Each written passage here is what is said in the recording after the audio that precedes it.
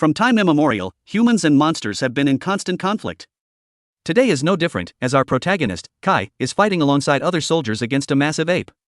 Though small in stature, their unity and well-coordinated teamwork allow them to hold their ground. Kai calls out to Manso to help him take down one of the apes, but it's too strong and quickly separates them. Other monsters advance, surrounding Kai. Just as he's in danger, Aura, the eldest son of the Moloch family, comes to his rescue. He leads the army with extraordinary strength, earning the trust of everyone. To instill fear in the pigtailed apes and force them to retreat, he activates the power of the Earth God within him. The tattoos that appear are known as the sacred crests, proof that he is a guardian blessed by the Earth God. After this empowerment, he effortlessly defeats several apes with ease. Seeing this, the leader of the apes steps forward to challenge him.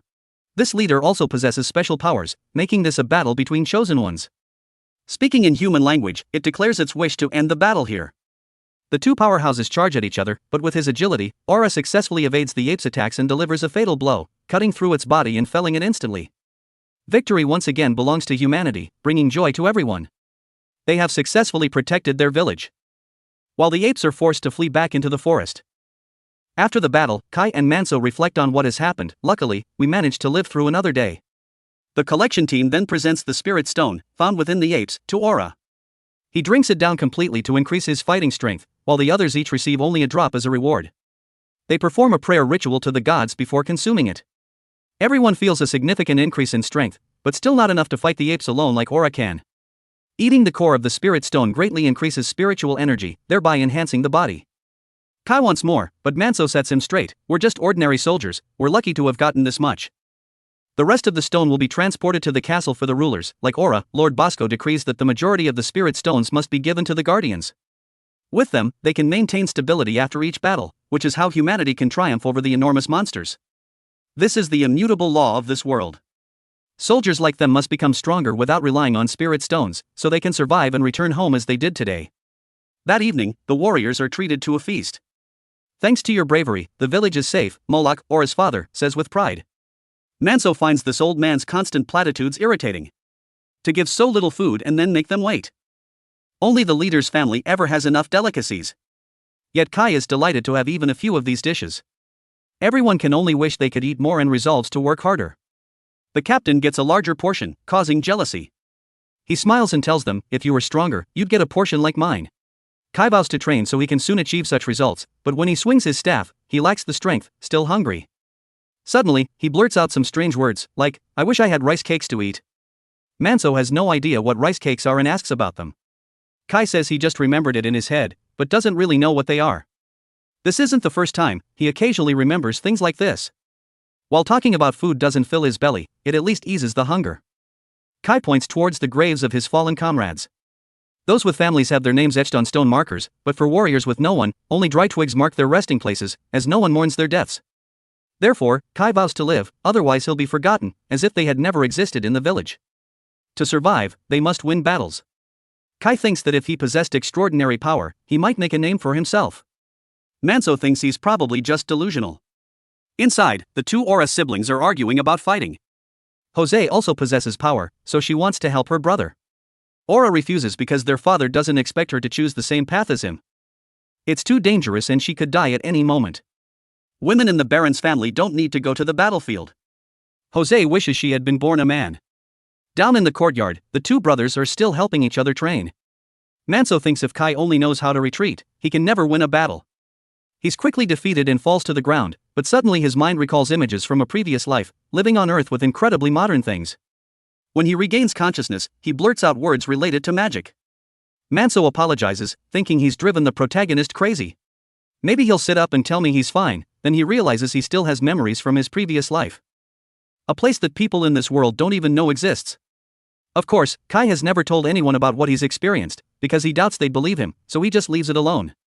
In his old memories, he knows how to make delicious rice cakes, but unfortunately, that knowledge is useless in this life. If anything, maybe magic would be useful, but he knows that it's just fiction and doesn't exist in the modern world.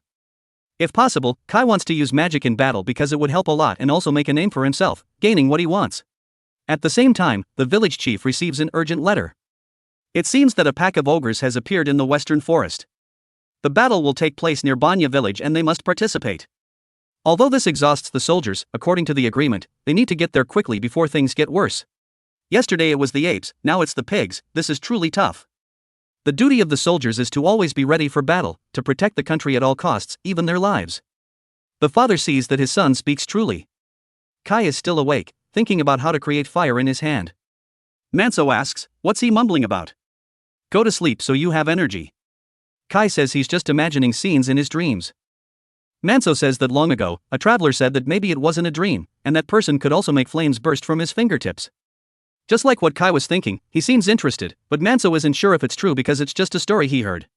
Kai gets up very early the next morning, wanting to go to a secluded spot to practice. If what Manso said is true, maybe he can create magic. This is perfectly logical because, up to this point, he and the others have been gathering power by eating spirit stones in this world. That shows that this place was formed by a mysterious power source they call the Earth God. Spiritual energy is something everyone is born with, it gradually increases over time, and perhaps when enough spiritual energy is gathered, they can unleash magic. Kai tries to focus his energy to create fire, but nothing happens. He thinks the problem is how to concentrate the spiritual energy into one point, feeling that it's in his chest. He senses its aura inside his own spirit stone instead of his heart. But no matter how hard he tries, it's all in vain. The scene shifts to the battle at Banya village, which has already broken out. The incredibly strong pigs have killed many people. Everyone says they're as stupid as pigs, but these ogres are very clever. They hide in the forest, waiting for people to arrive before attacking, instead of foolishly charging straight into the enemy's base. Kai's village has also arrived to provide support. After discovering the monsters hanging people in the trees, they launch an attack, but it's not very effective. Kai is even tripped by the corpse of a comrade and can't move. The monster approaches. But luckily Manso defeats it before Kai is slashed. He is scolded and apologizes for being so useless and having a problem with his leg. At this moment, Aura enters the battle directly, slamming one of the monster's heads into the ground. Seeing someone with special powers, the pigs choose to retreat, and he bitterly chases after them. On the other side, Kai and Manso run into another ogre.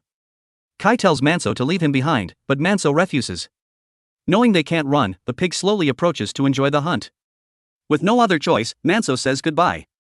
Kai understands and is ready to die, so he doesn't blame him, because if he were in his position, he would do the same. He promises to clean his grave every day to remember him. He thanks him and continues to run in the other direction to help Manso escape. But really, he doesn't want to die at all. In his final moments, he continues to focus his spiritual energy to create magic. The large pig throws a javelin and then attacks. Kai is choked but doesn't want to die and continues to struggle. Suddenly, his finger creates a spark, and he knows he can do it. With his determination, Kai sticks his hand directly into the monster's face, then releases a flame that burns the monster's body, freeing himself. The monster then collapses, and Kai grasps the flame in his hand, becoming a fire fist. Seeing that it's still burning, he frantically tries to put out the fire but immediately collapses due to exhaustion. It seems that casting this magic has cost him all of his spiritual energy. Feeling death approaching, Kai still doesn't give up. He's created fire, so he can extinguish it before his life is completely drained. He imagines a hydroelectric dam and successfully closes it. However, the monster is still alive and drags Kai elsewhere. It seems its eyes are blind, so it's relying on its other senses to move. Knowing he's going to die anyway, Kai continues to struggle, slashing the monster before falling into the abyss. Thank you for watching my video. Don't forget to click the subscribe button and the notification bell to stay updated when the channel releases a new video. Thank you.